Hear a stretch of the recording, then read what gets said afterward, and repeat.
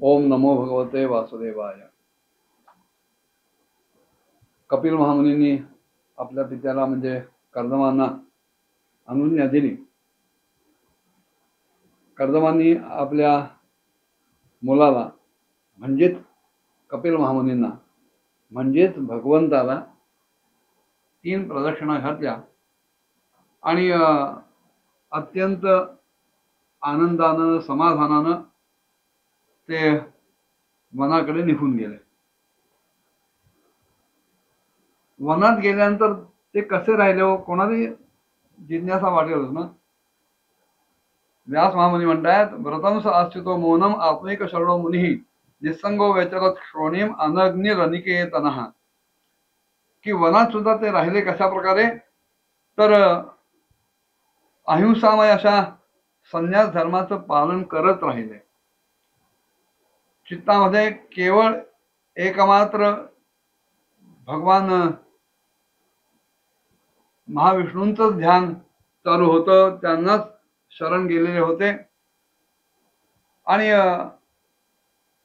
अग्निहीन आणि आश्रमहीन अशा अवस्थेत निसंग वृत्तीनं ते सर्वत्र विचरण करायला लागले। संन्यास धर्मामध्ये सुद्धा काही ना काहीतरी बंधनं आहेत, पण ज्यांना भगवत साक्षात्कार झाला, ज्यांच्या चित्तामध्ये केवळ भगवंत हाच विषय राहिला, त्यांच्या ठिकाणी ही सुद्धा बंधनं सुटली आणि अग्नीचा आणि आश्रमाचा पूर्णतः त्याग करून निसंग भावानं ते इकडे तिकडे हिंडायला लागले। जो भगवंत कार्यकारणाच्याही पलीकडे आहे, जो स्वतः सत्वादी सर्व गुणांचा प्रकाशक असून सुद्धा गुणातीत आहे, द्वंद्वातीत आहे आणि केवळ अनन्य अशा भक्तीनं जो भक्तांना समोर प्रत्यक्ष दर्शन देतो, अशा त्या परब्रह्म परमात्म्यामध्ये कर्दम महामुनी सदैव लीन राहिले, मग्न राहिले, केवळ त्याचंच चिंतन करायला लागले। कुठल्याही प्रकारचा अहंकार चित्तात उमटलाच नाही, कारण अहंकार जर आला तर त्याच्या पाठोपाठ त्याला लागूनच ममता सुद्धा येते। मी कोणी नाहीच असं म्हटल्याचं माझंही काही नाही, मी आहे म्हटलं की माझं सगळं आहे। कर्दम महामुनींच्या मनामध्ये कुठल्याही प्रकारचा अहंकार नसल्यामुळं ममताही नव्हती, कारण अहंकारापेक्षा ममता जास्त बंधक ठरते।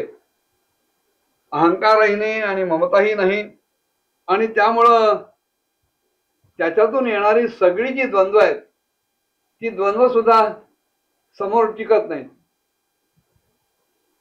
सुखदुःखाधिक सगळ्या द्वंद्वांपासून मुक्त होऊन चित्तामध्ये कुठल्याही प्रकारची भेददृष्टी न राहून ते असे समत्व बुद्धीने, समदर्शी वृत्तीने सगळीकडे हिंडायला लागले आणि सर्वत्र भगवंताचंच दर्शन त्यांना घडायला लागलं। सर्वांमध्ये भगवंतच आहे आणि भगवंताच सर्व काही आहे। अनेकत्व नेले अनेकत्व नेले, एकले सांडिले निरंजनी, हा जो गौरव कुंभारांचा भाव होता तो त्यांच्या ठिकाणी आला। एकत्व पाहता अवघे रटिके, जे पाहे ते तुके रूप तुझे, अशी ती कर्दमांची वृत्ती झाली। एकात अनेक आणि अनेकात एक असं सर्व बघण्याचं सामर्थ्य या भगवत चिंतनातून, भगवत शरणैक बुद्धीनं त्यांना प्राप्त झालं। बुद्धी अत्यंत अंतर्मुख झाली, शांत झाली, निस्तरंग समुद्रासारखी झाली। अगदी बारीक जरी एखादा खडा तलावातल्या पाण्यात पडला तरी सुद्धा तो त्याच्या शक्तीनुसार काही ना काही लहरी निर्माण करतो, पण जिथे काहीच पडत नाही, बाहेरून वारा सुद्धा नाही, अशा वेळेला त्या तलावातलं पाणी किंवा समुद्राचं पाणी जसं तरंगहीन असतं, शांत असतं, तसं ह्या कर्दम महामुनींचं चित्त झालं आणि शांत वृत्तीनं ते पुढचं आयुष्य जगायला लागले. आत्यंतिक भक्तिभावामुळे सर्वंतर्यामी सर्वज्ञ असा भगवान श्री वासुदेव चित्तामध्ये स्थिर झाला होता आणि त्यामुळे कर्दम महामुनी सगळ्या बंधनांपासून मुक्त झालेले होते. सगळ्या भूतांमध्ये आपला आत्मा असलेला भगवान श्री परमेश्वर परब्रह्म परमात्मा आणि सगळ्या भूतांना आत्मस्वरूप पाहत ते राहायला लागले आणि अशा प्रकारे इच्छारहित आणि द्वेषरहित सर्वत्र समबुद्धी सांभाळून आणि भगवत भक्तीनं अतिशय संपन्न होऊन कर्दमांनी भगवंतांचं परम पद प्राप्त केलं. इच्छा होणं याचाच अर्थ आहे मुळात आपल्या ठिकाणी अपूर्णतेची जाणीव होणं. अपूर्णतेची जाणीव होणं, ते पूर्ण करण्यासाठी काही ना काहीतरी इच्छा निर्माण होणं, त्याच्यासाठी काही क्रिया करणं, ती इच्छा आपल्याला मिळाली, पूर्ण झाली आणि तशीच इच्छा दुसऱ्यांनी केली आणि ती जर पूर्ण झाली तर त्याच्यातून द्वेष वगैरे येतात. ह्या सगळ्या गोष्टींपासून कर्दम महामुनी पूर्णतः मुक्त झाले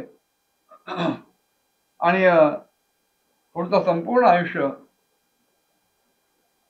ह्या वृत्तीनं जगत जगत शेवटी ते भगवंताचा प्रसाद प्राप्त करून भगवंताचं जे परम पद आहे त्या पदावर आरूढ झाले. पुढे काय झालं पुढच्या भागात बघूया. ओम नमो भगवते वासुदेवाय.